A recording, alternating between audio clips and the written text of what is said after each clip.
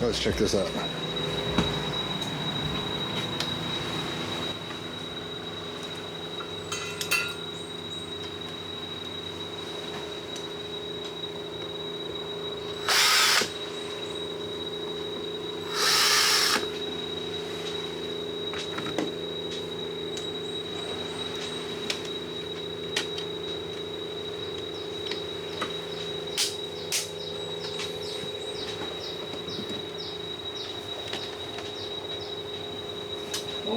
So he pulled the side plate off, and I gave him access to the screw holes. And then it hides it again, the vanity plate. Pretty cool design. That way you can't see the screws. Problem is, whenever you go to pull that off, that's how I broke mine. They become brittle with the sun and the salt water.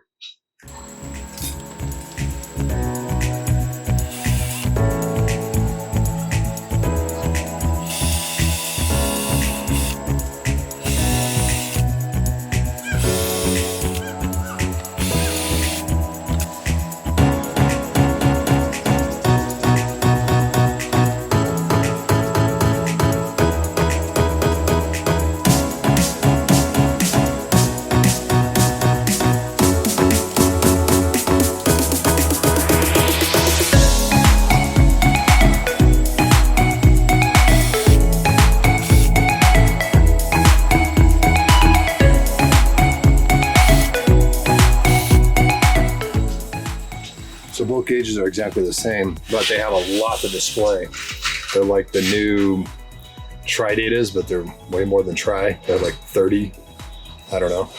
It's not that many, but you can display all kinds of different screens and screens combined with screens. Like if you want your apparent wind and your true wind speed on the same one, as well as the compass on there, the wind direction, I mean, whatever. You can customize them to do whatever, or they can just be one thing per screen, like speed over ground or true wind speed or whatever you may want.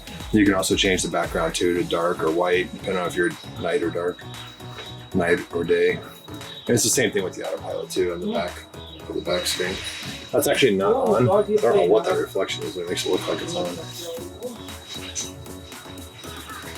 So yeah, I mean, these are newer generation.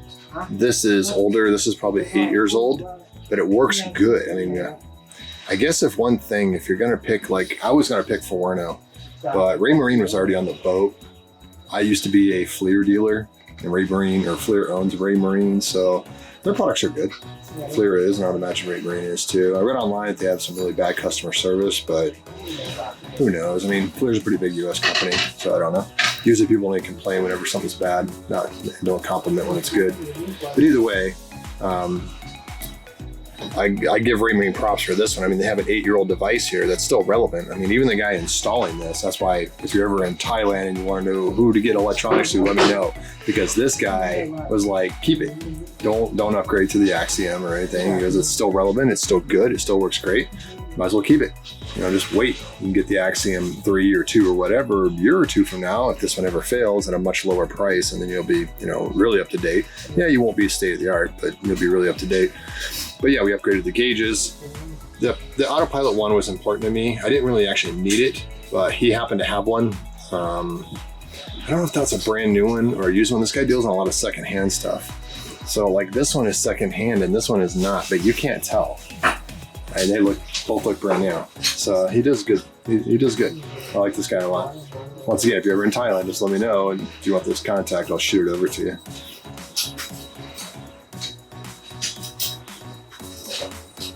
We're also installing a Raymarine AIS because it's required for, it's required in a lot of countries now, but here in Thailand in particular, it's required for foreign registered vessels. Now granted, we'll leave Thailand before we register we're foreign, but we might come back in, so we'll need it then. And then I believe Malaysia and Indonesia both require, I know for a fact Indonesia requires it for foreign vessels. I don't believe the Philippines does yet, but I would imagine they're like everybody else and they'll be doing that. AIS is good. A lot of little fishing boats in the Philippines now. A lot here too, and in Indonesia. None of them have AIS.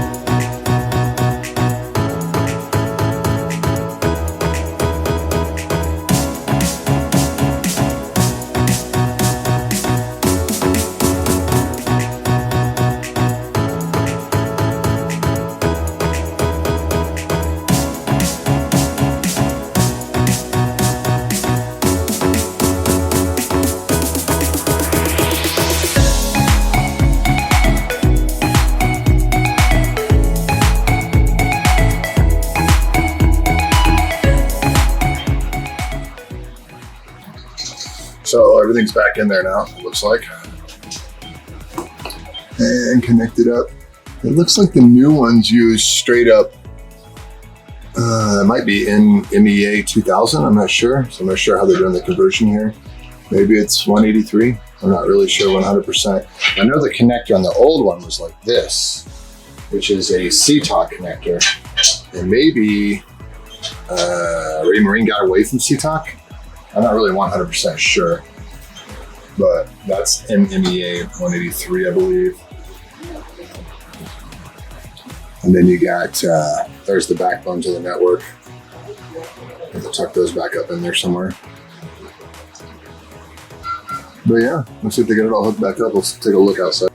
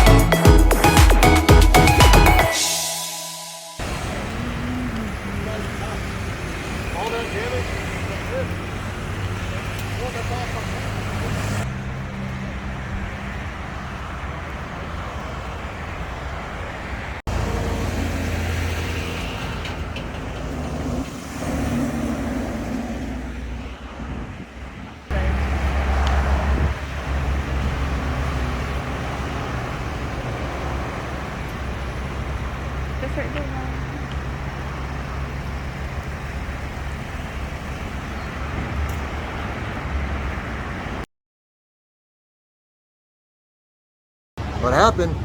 I made a left and I got rear-ended by a motorbike. The moral of the story when you see the pictures of this is don't buy a Toyota Vios. The motorbike has like no damage. The Toyota Vios looks like it got hit by a tank. Yeah, that's so crazy, no? Now there's like, they're doing all this investigation and over there. They're all really nice. Super calm. Everything is settled and thankfully only minor injuries and damages. And we made a new friend.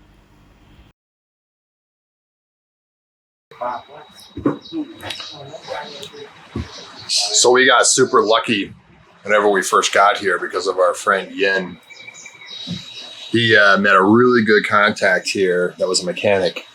And the mechanic parlayed into an electrician, which parlayed into an electronics guy. all of which, because it's COVID right now, they're working, they used to work for like, you know, big companies here, big charter companies and whatnot. So they're like the best people on the island right now, but they got laid off from their jobs because of COVID and they all went independent. And now they're all super busy. They're actually doing, themselves are doing better. I mean, the charter companies aren't doing as good. Obviously they're dead, but now we have all these high quality workers here available in Thailand, partially because of COVID. So it's kind of like one of those things that's actually, not to say there's anything great about COVID, but it's one of those things that benefited at least these people. It benefited them. Now, a lot of Phuket is dead. I mean, the tourism here, it's sad. It looks like a bomb went off in some areas of town. There's just for rent everywhere, and the buildings are just up for sale, and it's crazy. But yeah, as far as boat work goes, I met a lot of really good contacts here for boat work. And if anybody's looking for any, just let me know. I'll hook you up. The AIS is being buggy, but we got radar.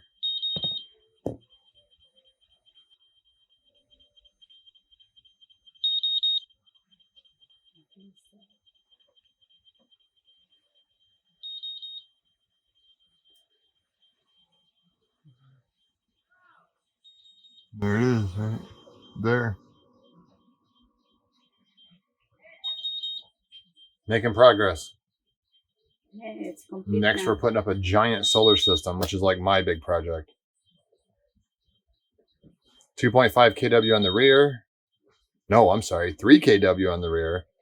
And then probably only 600 on top for now, but I'm going to add another probably 500 or 600 on the top. We'll get to around 4 kW by the time everything's said and done. We will have tons of power.